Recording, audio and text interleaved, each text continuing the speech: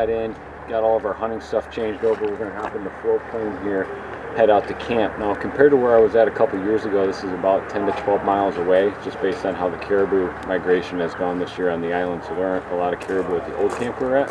So we're switching and heading to a new one. So it'll be a new experience. I'm not sure what the setup is, but excited to get into the field.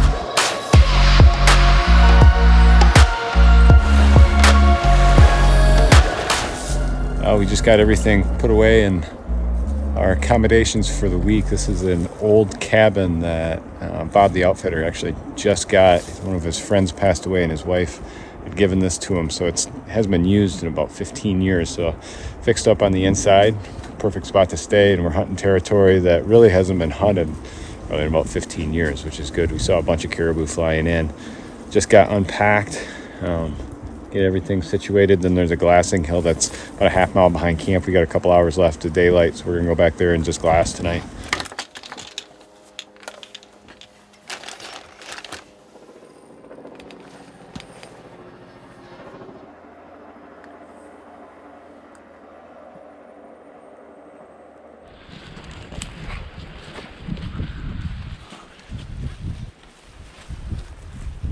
We just got into camp earlier today and had a couple hours left, so we're going to sneak behind the glassing hill right behind camp and kind of give us a good lay of the land.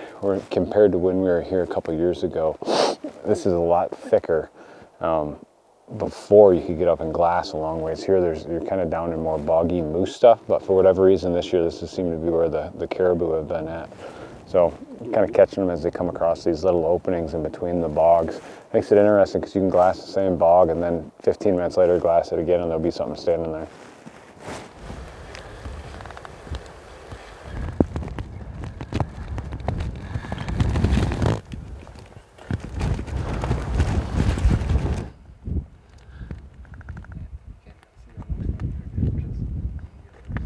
Well, we're up on the glassing hill right behind camp. Came up tonight, even though we had about an hour left or so. Came up just to get a feel of the land, and it's compared to the last time I was here, where we're at this time is a lot thicker. Once you get up here, you can see a long ways, but there's a lot of pine trees and stuff in between. It's not quite as open as the other area.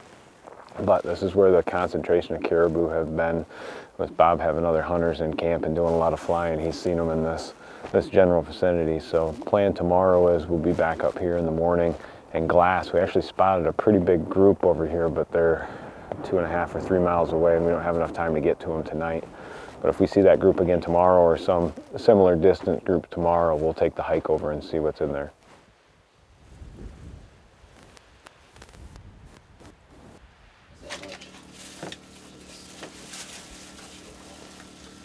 Quite a few combos right now. Yeah.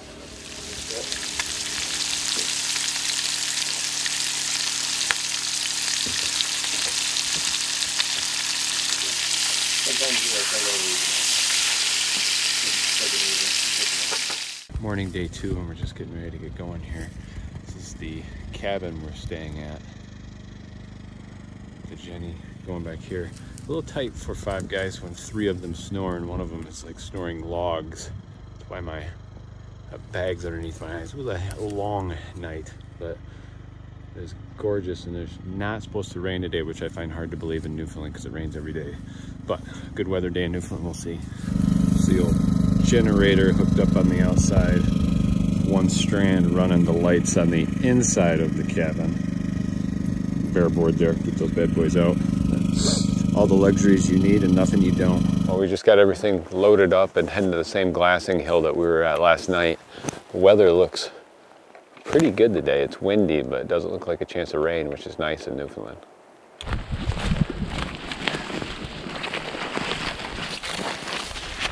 So we're back up on that same glassing knob that we were last night. There's a little bit of fog off to our right over here. That looks like it's gonna move in, but other than that, you can see for miles. Good thing is it doesn't look like there are any storm clouds in the area, which would be an awesome day. The plan is, last night, if we see some a couple miles away like we did last night, today we've got enough time, we'll take the hike over and see if there are any good bulls over there. So we're just gonna wait here until we see either a good bull or a larger group and then move on it from there.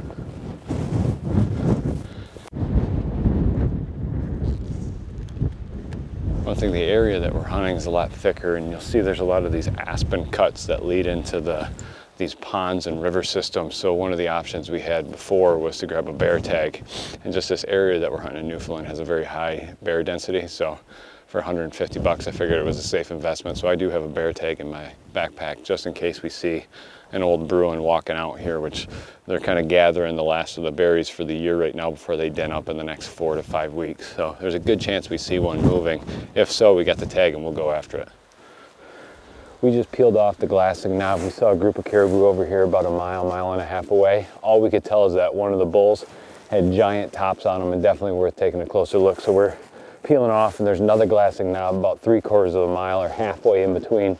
We're gonna get up there, glass him, see how big he is. But he's in a really good spot. It's crazy windy today, so all the caribou are kind of sticking in the brush.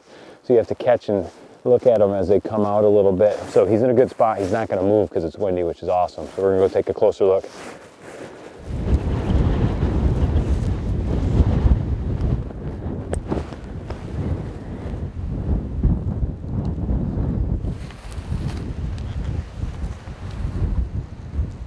One of the things Newfoundland's known for is moisture and rain all the time, hunting with my muzzleloader. So what I did, I took one of the black rubber gloves that I use normally when I'm caping or skinning and just cut off the finger of it. So you get like so. And just stick it right over the top, and that covers the muzzle brake and everything. Keeps everything dry on the inside. And I waited to load up until we saw some caribou that we were going after, just because limit the risk of getting moisture in the powder and everything.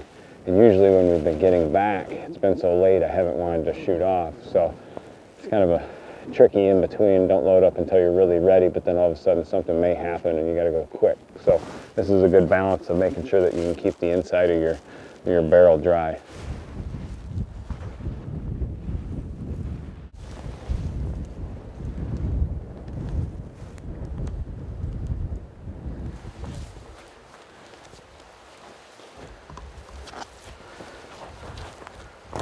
We were walking along here and spotted one small bull up on the hill, so just sat down and waited to see if any others passed through, and nothing's come through. It's been about 15 or 20 minutes.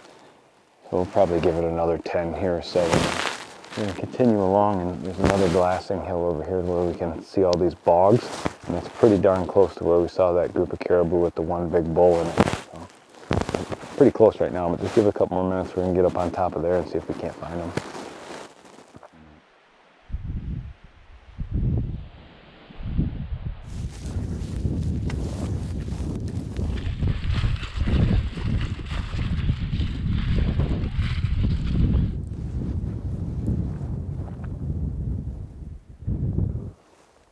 Yeah, I looked at those. Yeah, it's a big group. Oh, they're coming too. Walking. There's another group up there on top. Look, the last one behind looks like a big size. No, the third one behind. See it? Oh yeah, the darker one? Yeah. Yeah.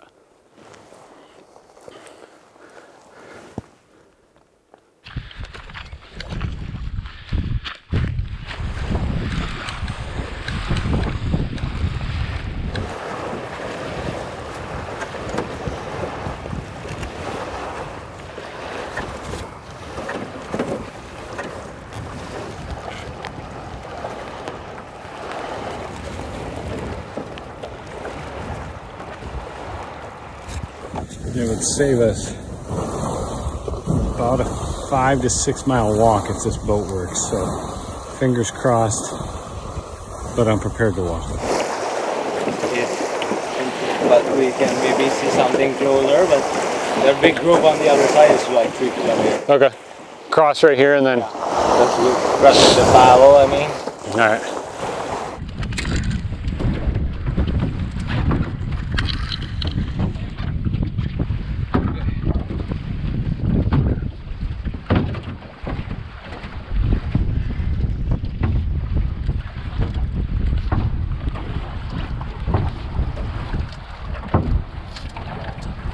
And just like that, on shore and off after some caribou. Hopefully back before dark, because rowing that in the dark would really suck.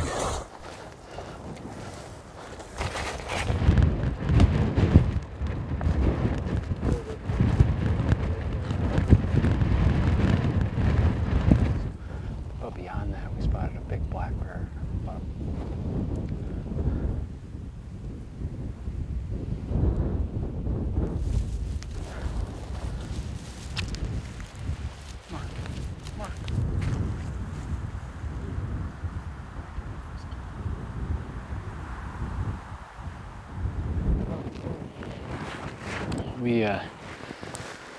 We circled the lake, got to where we thought the caribou were, at least where we saw them from the other glassing knob. We got a small group over here, another small group over here.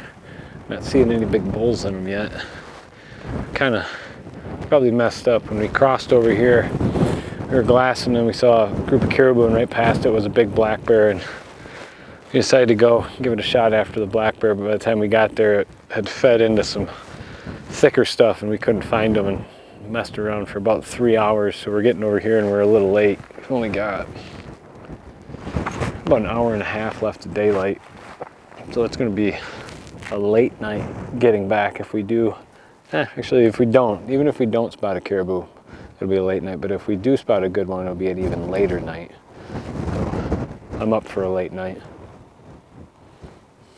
Been a heck of a day hiking, plenty tired, and saw a lot of country, and doing my part to decorate the cabin at night, and taking a look at Dave's giant woodland caribou tucked around the corner. Yes, sir.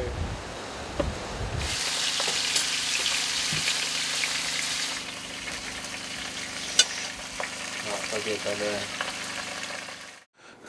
Well, we waited a little bit longer today for the fog to clear, and you can tell off in the distance it's going to be one of those days to where visibility's limited, but the plan is to head back up to the same glassing knob we were at yesterday and see if we can't see any off in the distance, and if we do and there's a good bull, then go after it.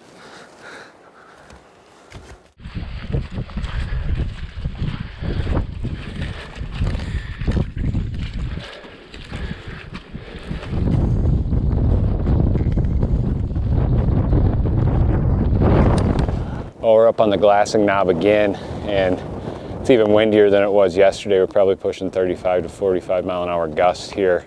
And even with the wind, we're fighting fog off in the distances, so we can only see about 50% of the area that we could yesterday. So we'll be up here and just ride it out, and hopefully this fog lifts in the next couple hours. We've seen a few caribou close. One of the things when it's really windy like this, the caribou kind of stick into the timber, which makes it tough to see because they'll stay on that fringe between the timber and the grass area, and a lot of times bed down, so they won't be moving when it's real windy. It's not supposed to stop wind until tomorrow, so it could be a long, cold day up here, but we'll see if we can't see anything. We won't be real picky. If we do see something off in the distance, we'll bail off and get a closer look at it versus sitting up here in the wind.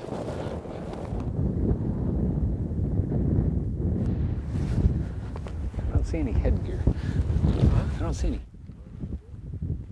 I think where that group is to the left over there. There's another. There's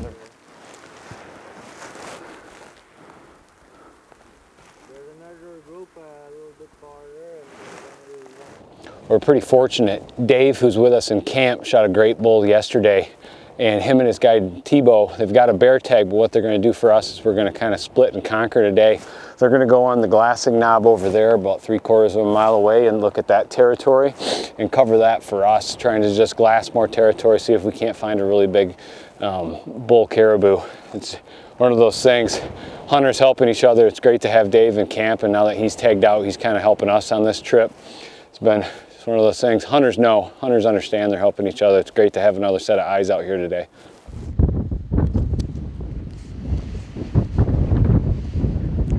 I hadn't loaded up my muzzleloader just because it's so humid here, and I didn't really want to get to the point of having to shoot it and clear it every night. So I decided to wait until I knew we had a bull that we were going to go after to load it up. So what I did is I pre-weighed all my powder and everything in the cabin, which makes this process really quick in the field and just makes it, I mean, weighing out here would be almost impossible in the wind. But we've got, we think, 1 or 2 good bulls spotted working in the timber. So now's the time to get loaded up.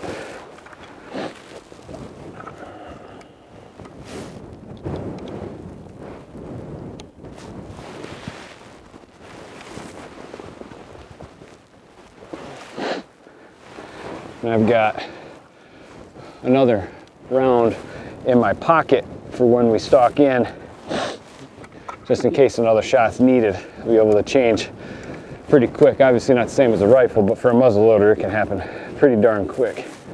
Just like that, we're ready to rock and roll. Up there and just up in the red spot. Well, we spotted another big group off to the side, and on the way there's one bull that we can't tell what it is in the timber, so we're going to kind of swing by, take a look at that bull in the timber.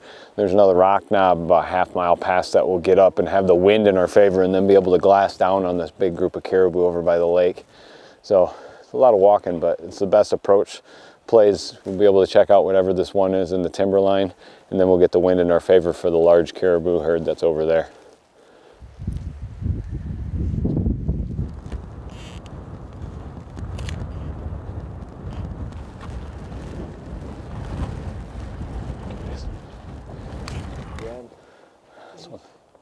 Coming right up.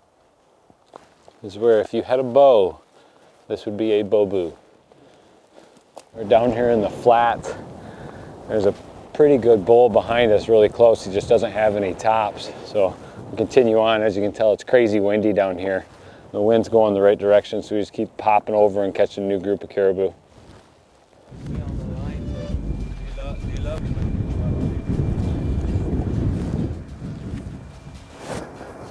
We got a big, we were cruising and a big bull just came out of the timber and it can't tell what we are, so it's semi-heading this way. The wind's good, he keeps coming, he's got big tops, looks like a good one.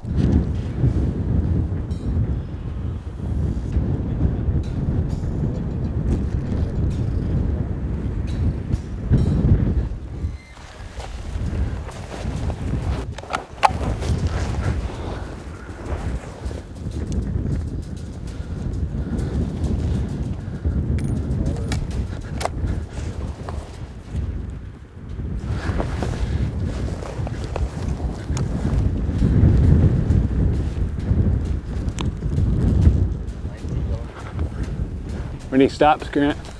Yeah. Yeah.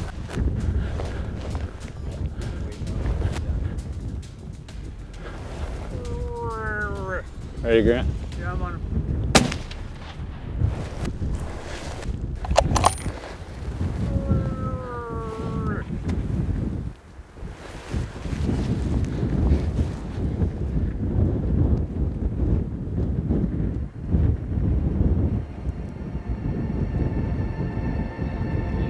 Yeah.